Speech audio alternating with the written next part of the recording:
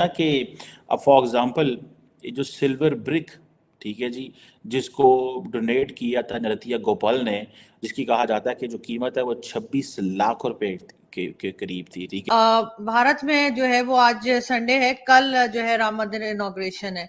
उस बारे में आप क्या कहेंगे, क्योंकि उसकी भी काफी तैयारी है और काफी हंगामा है वहां पे, काफी तैयारियां और सब कुछ मिल रहा है, देखने को मिल रहा है क्या रेजिडेंट्स के लिए, बल्कि जो होटल्स खरीद रहे हैं वहां पर।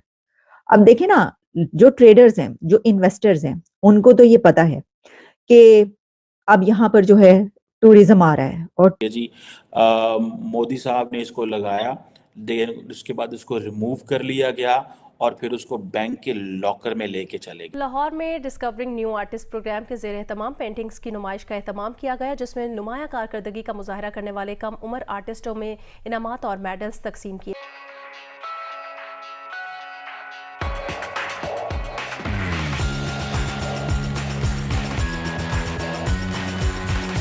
और जो राम जन्मभूमि तीर्थ क्षेत्र है, I can't pronounce it unfortunately, वो जो एक ट्रस्ट है, ठीक है जी, जो कहते हैं उसको, वो बहुत अमीर ट्रस्ट होता जा रहा है। और मोदी गवर्नमेंट ने उस वक्त इसकी कहा जाता है कि 1 रुपये डोनेशन दी थी। मोदी गवर्नमेंट ने 1 रुपये की डोनेशन दी थी, लेकिन फिर फंड रेजिंग शुरू हो गई और ये जो ट्रस्ट है, राम जन्मभूमि का जो ट्रस्ट है, फिर करोड़ों रुपए यहाँ पे आए हैं। कहा जाता है कि ये मार्च 2023 तक 3500 करोड़ रुपए आया था इसमें। सो बहुत ज़्यादा पैसा है और तकरीबन ये सुनने में आ रहा है कि 900 करोड़ इसकी टेम्पल की जो कॉम्प्लेक्स है इसके ऊपर जो है वो लगा है। सिर्फ वो जो सिल्वर ब्रिक है उसकी कीमत 26 लाख रुपए थी। So it is all about, ये फेथ है, ठीक है जी। ये बड़ी अहम चीज़ें हैं, ठीक है जी। प्राइम मिनिस्टर नरेंद्र मोदी ने जो उसकी फाउंडेशन रखी थी, जो सिल्वर ब्रिक, जिसका वज़न 40 केजी था, ठीक है जी। और ये जो नृत्या गोपाल दास हैं, ये हाईएस्ट प्रीस्ट हैं अयोध्या के। और ये आप समझें कि इस ट्रस्ट ने अब जितना को पैसा इकट्ठा किया है, देखें बेसिकली लीडरशिप का काम होता है डायरेक्शन देना। सो मोदी साहब ने जब 1 रुपया डोनेट किया तो it means they open the flood get for all the donations that came from across the world. सुनने में ये आता है कि इस जो ट्रस्ट है इसको फॉरेन कंट्रीब्यूशन के लिए भी रजिस्टर किया गया ताकि बाहर से भी पैसा आए।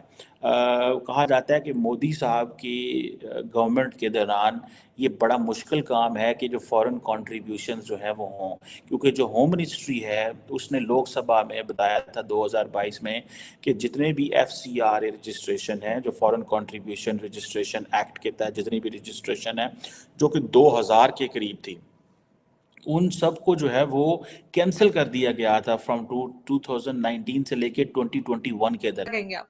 उसके बारे में आरजू मैं हमेशा ये कहता हूं कि इस पे हमारे जो मुसलमान भाई हैं वो ज्यादा सेंटिमेंट हो जाते हैं, लेकिन मैं गुजारिश एज एक वकील, एज ए लॉयर और खासकर एक एज ए बहसीत इंसान और एक मेरा बैकग्राउंड भारत, इंडिया, पाकिस्तान के हवाले से, इसको जज्बाती नहीं बिल्कुल लेना चाहिए।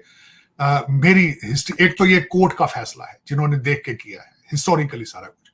दूसरा, जब मैंने पढ़ा यहाँ पे मुगलों ने, जो कि मैं उनका कोई इतना बड़ा फैन नहीं हूं, इन्वेडर्स थे, लूटर्स थे, और मार मार के लोगों को उन्होंने मुसलमान किया। उन्होंने यहां आके एक मंदिर नहीं, हजारों मंदिर तोड़ के मस्जिदें बनाई। ठीक हो गया? तो वो अगर उसकी हिस्टोरिकल बैकग्राउंड मौजूद है और वहां पे मंदिर बन रहा है, तो आपको चाहिए कि आज आप अपने भारतीय या हिंदू भाइयों को उनकी मुबारकबाद दें। वो जो भी, फिर भी मैं समझता हूँ वहां इबादत होगी वो।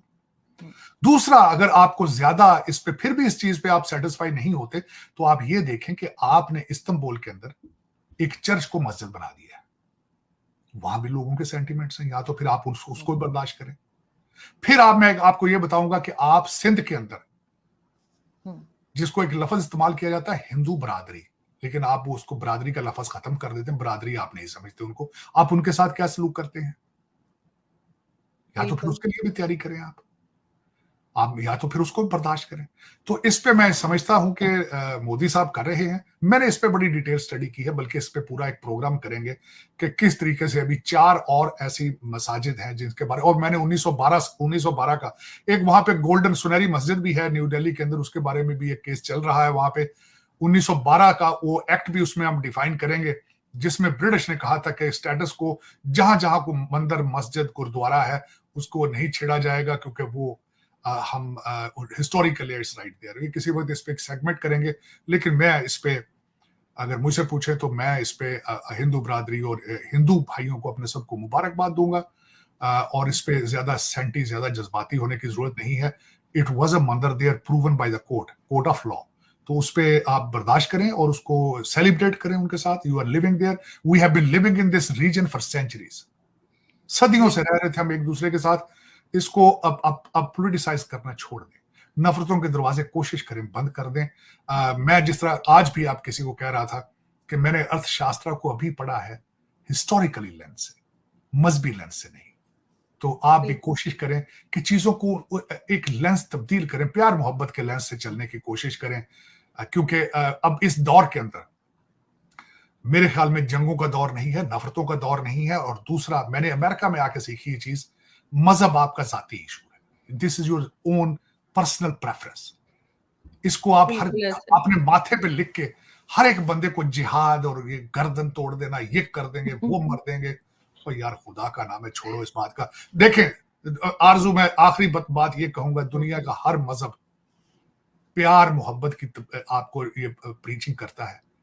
चाहे आप अच्छे हिंदू हैं, आप चाहे अच्छे सिख हैं, कोई भी मजहब देख लें, उसमें प्यार मोहब्बत के अलावा कुछ भी नहीं है। वो हम छोड़ देते हैं, झगड़ों में हम बिजी, क्योंकि कारोबार बना लिया हमने। कारोबार छोड़ दें।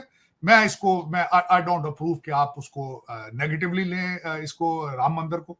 उनके साथ खुशियों में शरीक हूं, अपने हिंदू भाइयों के साथ एंजॉय करें, रिलैक्स करें, एंजॉय करें, और दूसरा कोशिश करें कि अपनी जिंदगी के हर दिन को सेलिब्रेट करें। टूरिस्ट बहुत ज्यादा बढ़ते चले जाएंगे, तो उनको तो एक जगह मिल गई, वो तो वहां पर इन्वेस्ट करेंगे। अयोध्या में उन्होंने होटल्स पे होटल खरीदना शुरू कर दिए, वहां पे जो लैंड है वो खरीदा जा रहा है, उसके ऊपर होटल्स बनाए जा रहे हैं, और इसी तरीके से और जो दुकानें और बहुत सारी चीजें जो है वो और लग रही हैं। तो ये चीज जो है ये बता रही है कि जो वहां का इकोनॉमी है उस जगह की, उस शहर की भी बहुत बूम कर रही है। और आप देखिएगा कि सिर्फ एक दिन की अगर आप वहां की स्पेंडिंग और सारी आप इकोनॉमी उठाकर देखेंगे कि जिस दिन ये सेरेमनी होगी, तो आपको पता चलेगा कि कितना ज्यादा इन्वेस्टमेंट वहां पर हुई है, वहां पर खरीदा गया है, स्पेंड किया गया, और एक दिन के अंदर कितना टूरिज्म जो है वो वहां पर आया है। और इसके बारे में और भी बहुत सारी डिटेल्स इसी तरीके से थी। जैसा मैंने बताया कि दुकानदारों तक से जो है पूछा गया, तो उन्होंने कहा कि 12 साल में हमने कभी इतनी ज्यादा वो नहीं किया था जितना कि हमें अब इन 3 महीनों के अंदर हमें ये नजर आ रहा है।